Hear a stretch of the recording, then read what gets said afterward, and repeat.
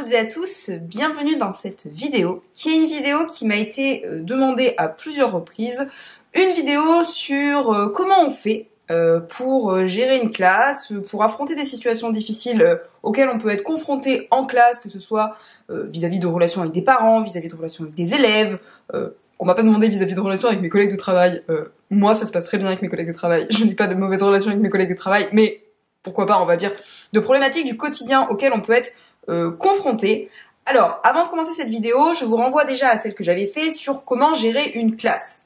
Je ne prétends pas avoir une baguette magique qui vous permettra de régler tous vos soucis de gestion de classe, de gestion de l'autorité, parce que malheureusement, il n'en existe pas. Voilà.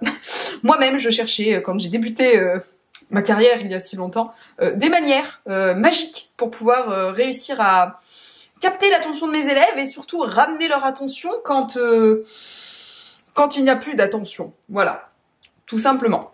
Et pour vous donner une petite anecdote pour débuter, la semaine dernière encore, j'ai le CPE qui a tapé à la tête, pas à la tête d'un élève, non pas du tout, non, me faites pas dire ce que je n'ai pas dit, à la porte de ma salle de cours, qui a ouvert la salle et qui me dit « Oh, ils sont sages, non? Ils sont en évaluation ?» Alors j'étais trop fière de moi parce que j'étais là genre ouais non ils sont juste super sages quoi, mais en réalité je ne suis pas convaincue que ça relevait de moi. C'est-à-dire qu'il aurait débarqué 10 minutes avant, ça ressemblait pas à ça ma classe. Voilà. Alors donc cette vidéo c'est vraiment un plus retour d'expérience et moi comment j'aborde des situations complexes en classe plutôt qu'un petit manuel parfait pour savoir comment vous allez réussir à faire pour gérer d'un claquement de doigts vos élèves.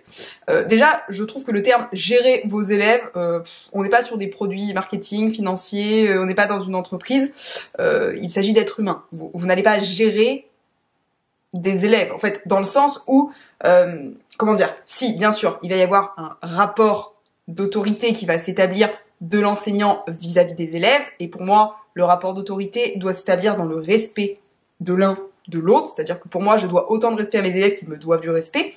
Je ne suis pas pour l'autoritarisme ou le côté dictateur, bien que pour rire, je dis souvent à mes élèves que je suis le chef, je n'ai jamais tort, voilà. Mais dans tous les cas, pour moi, le rapport d'autorité n'est pas un rapport autoritaire à l'excès, ou en tout cas n'est pas un rapport tyrannique. Il ne s'agit pas que, je pense qu'il faut sortir de l'idée du grand professeur qui sera bêtement obéi par ses élèves et les élèves en question n'auront pas de voix et n'auront pas de parole. Je pense qu'aujourd'hui on est dans une société qui fait que les élèves ont besoin de s'exprimer, ils ont besoin de parler, parfois trop, parfois ils n'ont pas les codes, parfois ils n'ont pas le civisme non plus nécessaire pour pouvoir s'adresser à l'enseignant. Peut-être par défaut éducatif, peut-être à cause de ce qu'ils entendent au quotidien dans leur environnement, peut-être à cause des réseaux sociaux, peut-être à cause d'une multiplicité de choses qui font que c'est jamais une personne qui est la cause d'une chose. Enfin, ce serait trop simple sinon. En tout cas, pour gérer une classe, comment on fait pour animer, on va dire, encadrer un groupe. Déjà, je pense que ce qu'il faut vraiment que vous gardiez à l'esprit, c'est que des élèves, votre classe, c'est votre classe. Voilà, ce n'est pas votre classe. Non, votre classe n'est pas votre classe. Votre classe, le local, appartient à l'éducation nationale. Mais l'environnement de votre classe vous appartient dans le sens où c'est vous qui allez animer un cours et qui, par l'animation de votre cours, allez impulser aussi une dynamique qui va mettre les élèves au travail et qui potentiellement permettra de gérer la classe. Tout est un petit peu lié. C'est-à-dire que si votre cours, alors je vais pas dire si votre cours n'est pas parfait parce que aucun cours n'est parfait, tout est perfectible. Mais il faut au moins que vous ayez travaillé votre cours, que vous ayez réfléchi à vos situations d'apprentissage afin de mettre les élèves en activité. On est actuellement dans une ère sociétale où les élèves n'ont quasiment plus aucune concentration. Alors, bien sûr, certains en ont plus que d'autres.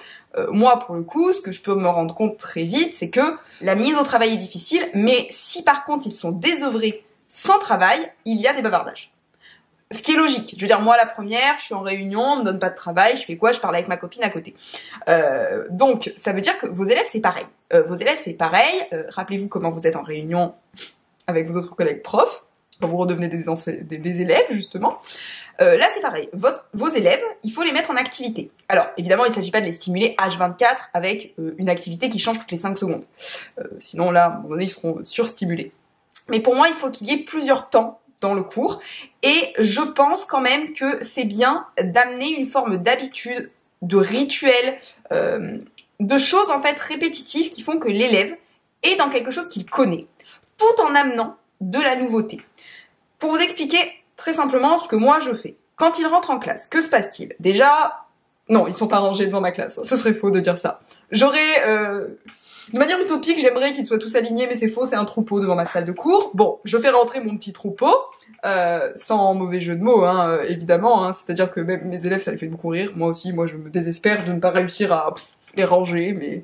Bon, est-ce que c'est très grave? Je suis partie du principe que pour moi, ce n'était pas grave. Peut-être que mes collègues à côté trouvent que c'est grave qu'il y ait un troupeau devant ma salle.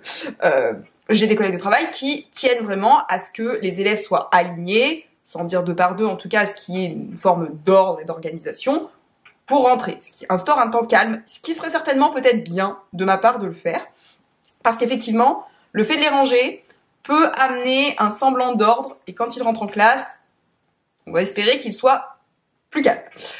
Moi, ce que je constate aussi, c'est qu'il y a une différence, effectivement, en fonction des heures de la journée. Évidemment, ils seront beaucoup plus calmes à 8h du matin qu'ils ne le seront s'ils ont faim avant le repas, s'ils sont fatigués après le repas, s'ils ont fait la récré après la récré. Bon, en fait, en vrai, ils sont jamais totalement optimales, mais il y a toujours un semblant d'excitation au moment où ils passent d'une classe à l'autre. Faut aussi vous dire que vos élèves, dans la journée, ça se trouve, ils vont avoir 7 cours, 8 cours différents. Donc, vous pouvez pas, en fait, les voir arriver et faire, hop, hop, alors du coup, donc, Jules César, quand il a, quoi? Non, ça marche pas, en fait. Vous pouvez pas faire ça. Enfin, vous pouvez, mais s'ils arrivent à se remettre directement à passer du cours de techno à Jules César, vous allez peut-être en capter un ou deux, je suis pas sûre que vous les capterez tous. Donc, ce qui veut dire qu'il va falloir qu'à un moment donné, vous fassiez une sorte d'introduction, en tout cas quelque chose qui captive leur attention, qui les remet dans l'instant présent. Donc, moi, généralement, ils rentrent en classe, ils s'assoient, plus ou moins avec de la difficulté. Je répète en général 1 fois, 2 fois, 3 fois, sortez vos affaires, asseyez-vous, sortez vos affaires, asseyez-vous, sortez vos affaires. Vous pouvez, si vous voulez, faire l'appel. Moi, je fais l'appel à l'envers, c'est-à-dire que je me tourne vers les élèves, je dis qui n'est pas là. Voilà. Je note les retards aussi. Bon, voilà, ça c'est des petites choses de début de cours que je fais sans que tout soit ritualisé, mais vous pouvez le ritualiser si vous, c'est quelque chose qui vous convient. Une fois que ça c'est fait, une fois que j'ai réussi donc à faire mon appel, à faire redescendre l'euphorie générale de la rentrée en cours, que mes élèves ont sorti leurs affaires, à ce moment-là, je fais un rappel du cours précédent. Tous mes cours sont basés sur de la répétition comme ça au début, tout simplement parce que c'est des enfants, même si c'était des adultes, je pense que je procéderais de la même manière, c'est-à-dire que je pars du principe qu'il faut réactiver les connaissances de la veille, de l'avant-veille, ou en tout cas de la séquence que je suis en train d'étudier. Donc ce que je fais, c'est que je vais leur dire, bon bah voilà, qu'est-ce qu'on a vu hier? Là par exemple, avec les 4e, je travaillais sur les mers et océans, donc je vais leur dire, bon bah c'est très simple, les mers et océans, qu'est-ce qui s'est passé? On a parlé des porte-conteneurs, c'est quoi un porte-conteneur? Qu'est-ce que c'est qu'un conteneur? Qui l'a créé? Comment que ça fonctionne au niveau de l'exportation du monde? Quel rôle jouent les mers et océans? À combien de pourcentage? Enfin voilà, je recapte un petit peu, c'est quoi la mondialisation? Hop, je fais tourner un petit peu, circuler la parole. Vous pouvez, si vous voulez, interroger des élèves au hasard. Moi, j'interroge ceux qui veulent prendre la parole parce que j'ai un souvenir traumatique de quand des profs m'obligeaient à parler alors que je n'avais pas la réponse. Mais certains collègues de travail vont interroger pour pouvoir faire parler, forcer la parole, ou parce que certains élèves monopolisent la parole quand d'autres n'osent pas la prendre. C'est aussi un choix que vous pouvez faire. Vous pouvez noter aussi la participation orale. Moi, j'ai tenté la première année, je n'ai pas réussi.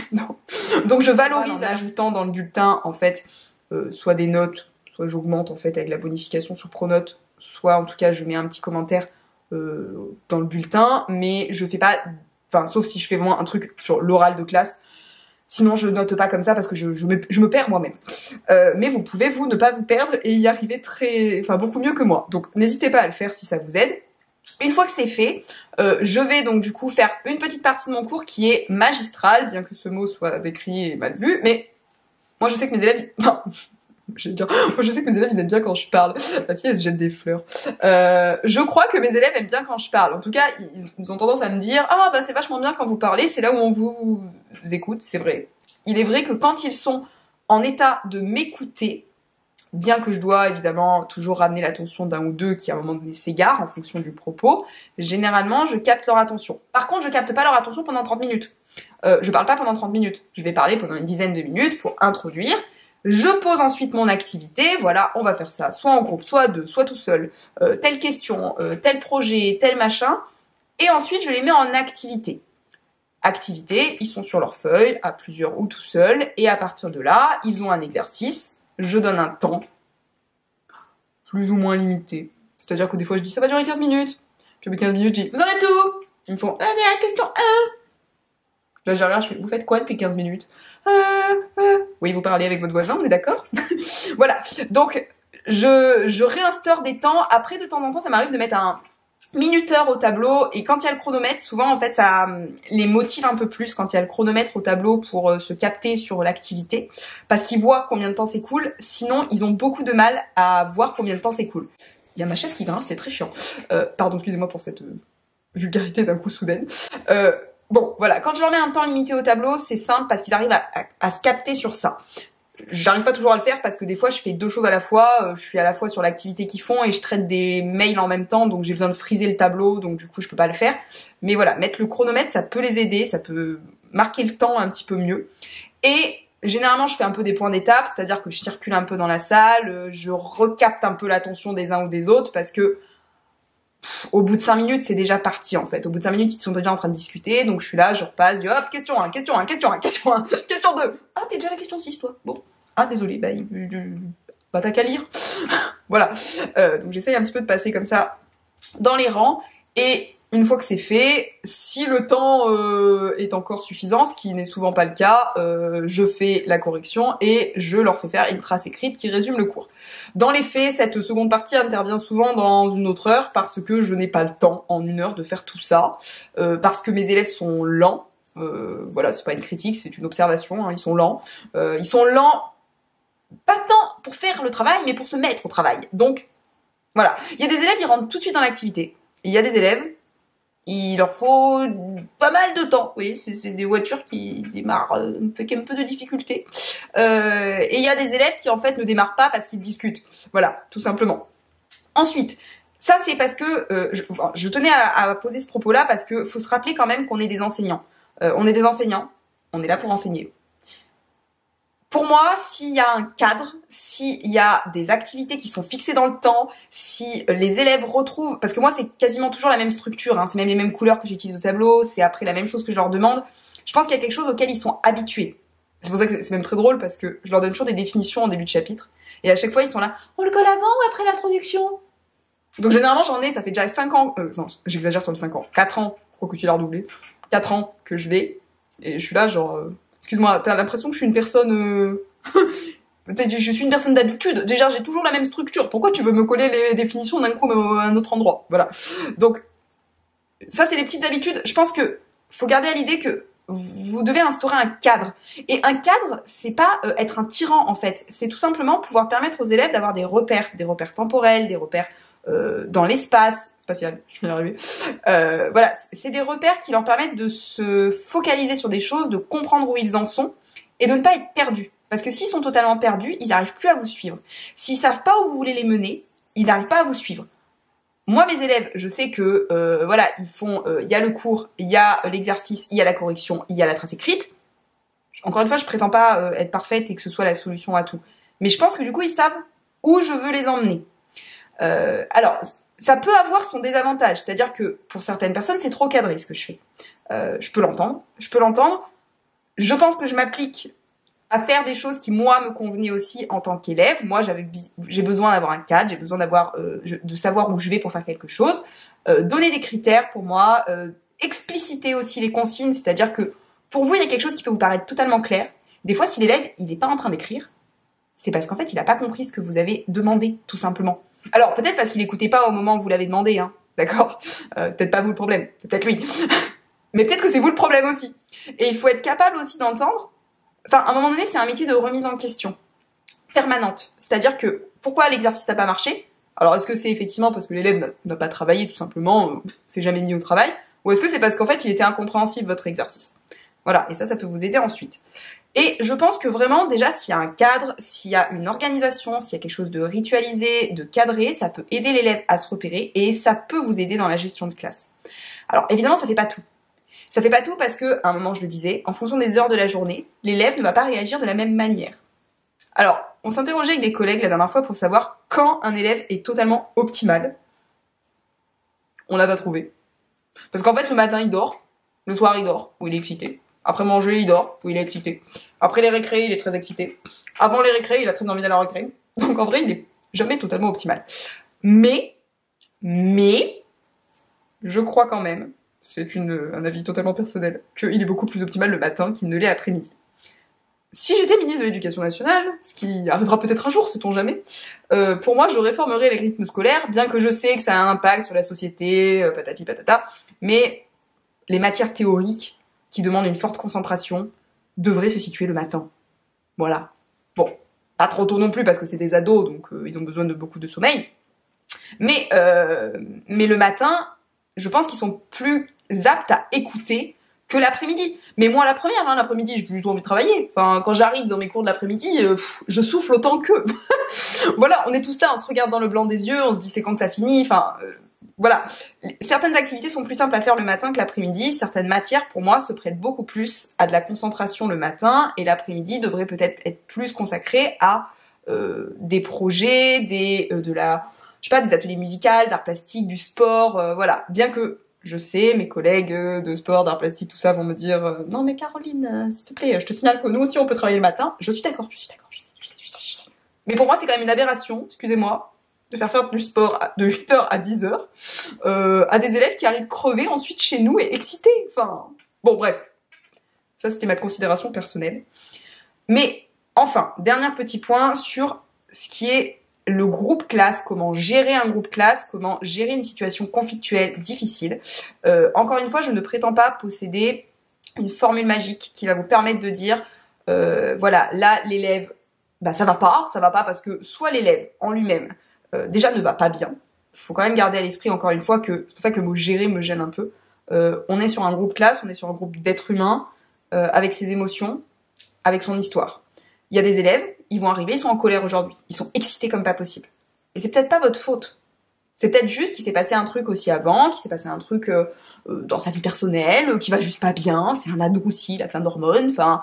Il y a plein de choses qui font que l'élève en question peut mal se comporter en classe, vouloir vous embêter, parce que c'est des ados, ils jouent la provoque, voilà, c'est le but de leur vie, et parce que aujourd'hui, il y a quand même aussi un autre problème, c'est que on est de plus en plus confrontés, nous, enseignants, à de l'insolence.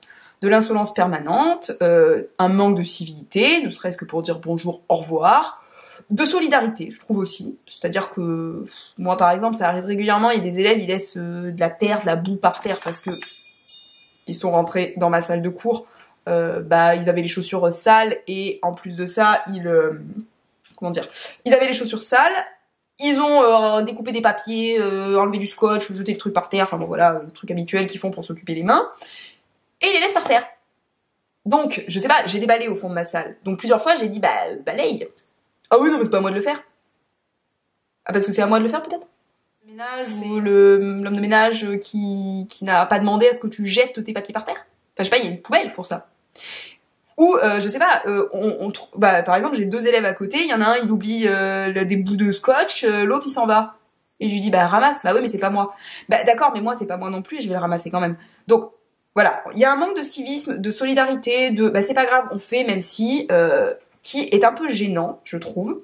Plus l'insolence, qui sont pénibles, parce que des fois, vous essayez de faire court, et vous en avez un qui discute avec l'autre, qui capte l'attention, qui jette des bouts de gomme, qui discute, enfin, quand vous avez de la chance si vous en avez un. Genre, j'ai une classe cette année, c'est pas un élève qui parle, c'est la classe. C'est la classe.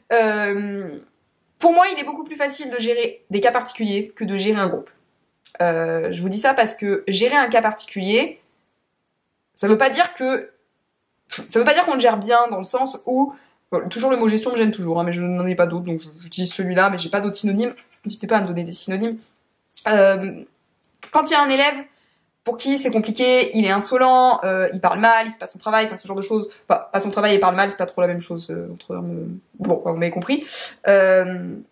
On a des solutions qui peuvent être le déplacer, déjà, s'il est à côté d'un élément perturbateur. Par perturbateur, j'entends pas que l'élément d'à côté, l'élève à côté le perturbe, mais si il peut le perturber, ne serait-ce que parce que c'est son ami et qu'ils ont envie de discuter, ou si vous êtes confronté. Alors, si c'est de l'insolence permanente, il y a toujours la possibilité de sortir l'élève de la classe, soit de lui dire tu vas te calmer un peu dans le couloir, vous laissez la porte ouverte, vous le voyez, généralement il s'assoit par terre, soit vraiment c'est une situation où vous n'arrivez vraiment pas à vous en sortir, l'élève peut être exclu de cours. C'est pas la solution à tout, c'est-à-dire que je peux comprendre que, moi la première, dans certaines situations où c'est plus possible, j'arrive même plus à faire cours tellement il y en a un qui capte mon attention permanente ou qui n'écoute rien, je l'exclus de cours. Maintenant, je vais pas l'exclure de cours à chaque fois parce qu'en fait c'est une solution de facilité. Ça c'est un peu comme quand on exclut de manière définitive quelqu'un d'un établissement. On est arrivé au bout de ce qu'on pouvait faire, on le déplace. Est-ce que j'ai réglé le problème? Pas foncièrement. Peut-être que je l'ai réglé un petit peu, peut-être que ça lui fait un électrochoc, peut-être que changer d'établissement, voilà. Mais je pense que sur le long terme, exclure l'élève à chaque cours n'a pas tellement d'intérêt. Par contre, chercher ensuite des solutions. C'est-à-dire, cet élève, il a capté l'attention à un moment donné. Il est dans un groupe classe. L'élève, j'allais dire l'individu ne peut pas être exclu de l'élève, mais c'était pas ce que je voulais dire, c'est plutôt sortez-le du groupe. Discutez avec après coup. Parce que ce qu'il fait ou ce qu'elle fait devant le groupe, c'est très différent de ce qu'il ou elle fera en individuel, tout simplement parce que il y a le regard des autres. C'est des ados, ils cherchent à capter l'attention.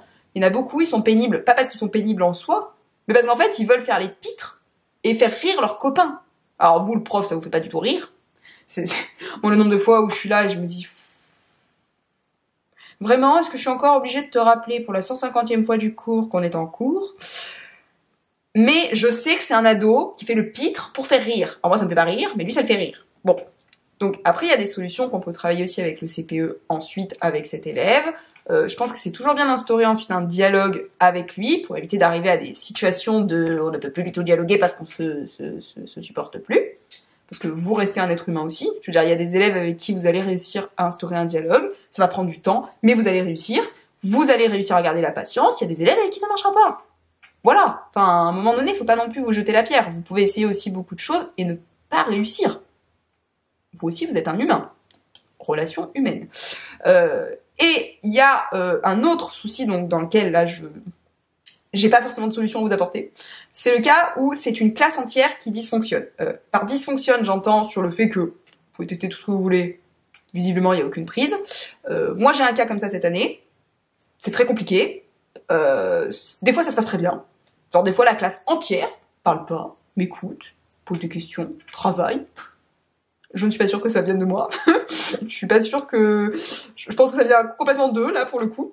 C'est une classe qui est fortement influencée, je pense, par les réseaux sociaux, par des défis un peu stupides, mais qui ne qualifieront pas de stupides, qui tournent notamment sur TikTok, qui sont... j'ai l'impression que TikTok, c'est devenu... faut faire une guerre contre les enseignants.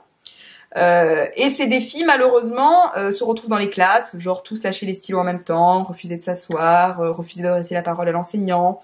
C'est très anxiogène. Une classe entière qui vous fixe pendant 1 heure sans parler, c'est très très anxiogène. On m'a conseillé de les prendre à leur propre jeu. Parfois ça marche, c'est-à-dire leur enlever les chaises quand ils disent je refuse de m'asseoir. Bon, moi j'avais eu ça.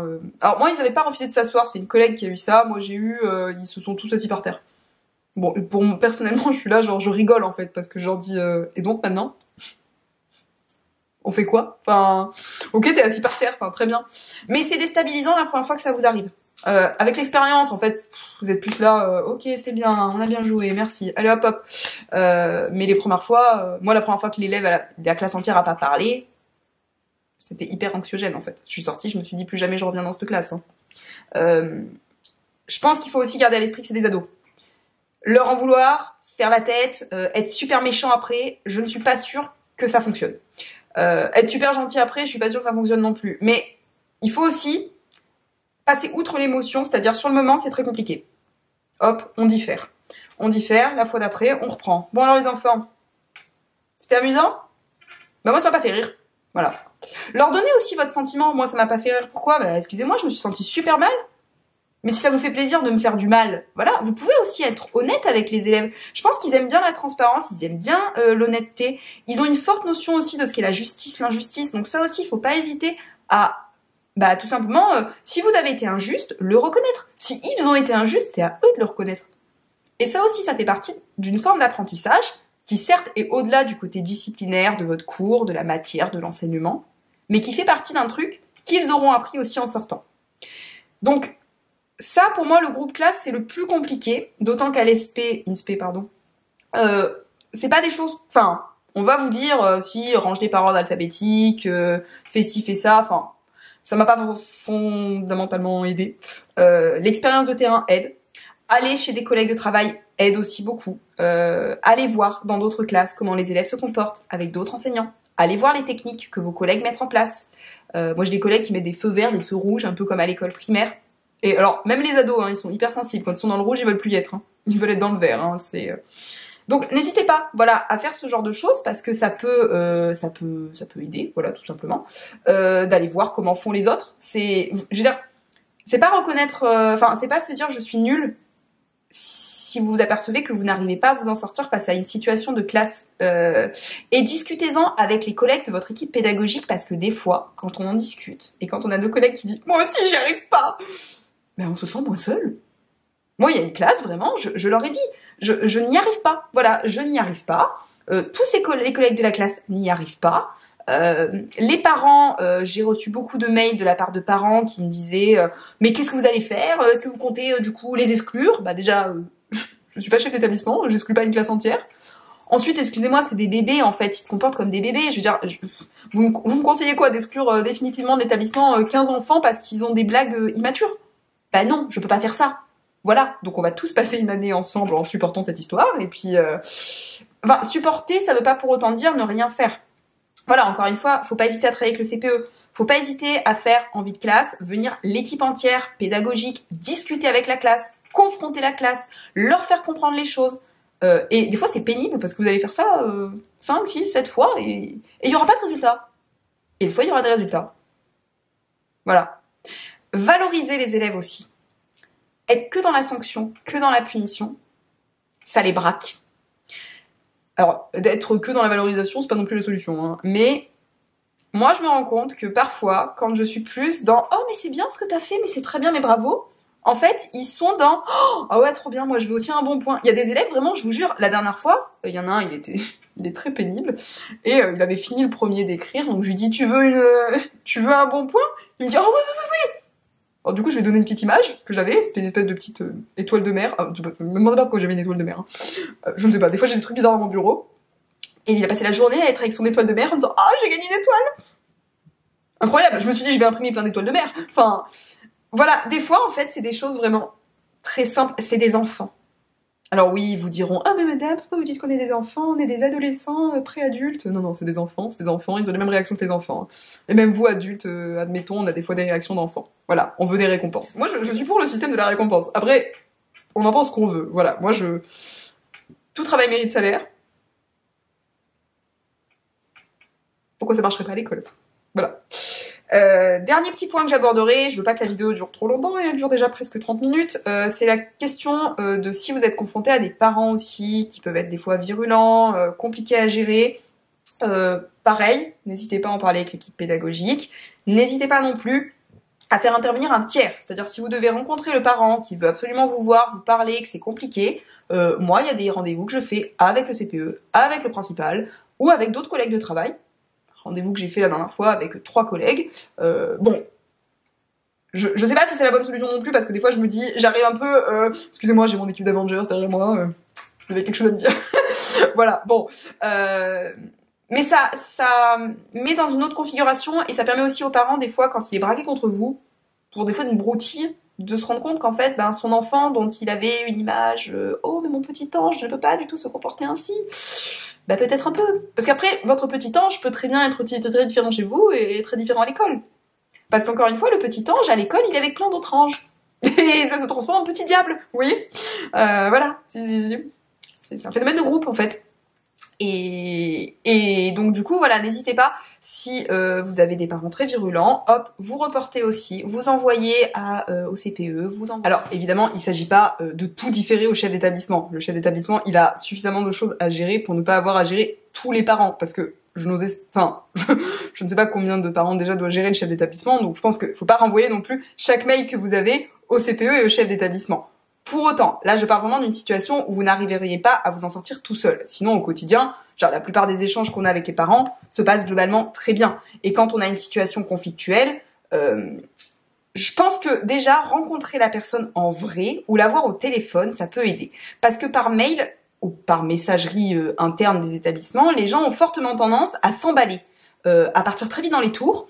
Et du coup, ils ont tendance en fait par message des fois à dire des choses ou en tout cas nous on va l'interpréter d'une certaine manière, alors que le fait d'être face à la personne, ça permettra de nuancer les propos. Et même eux en fait, des fois d'entendre votre point de vue, parce qu'ils n'ont eu que l'écho de ce que leur a dit leur enfant, qui, alors, soit a déformé vos propos, soit ne les a pas compris, tout simplement. Donc ça aussi, de réinstaurer un vrai dialogue avec une vraie personne en face, ça peut complètement dénouer une relation. Montrer aux parents, vous n'étiez pas l'ennemi de leur enfant, en fait. Voilà.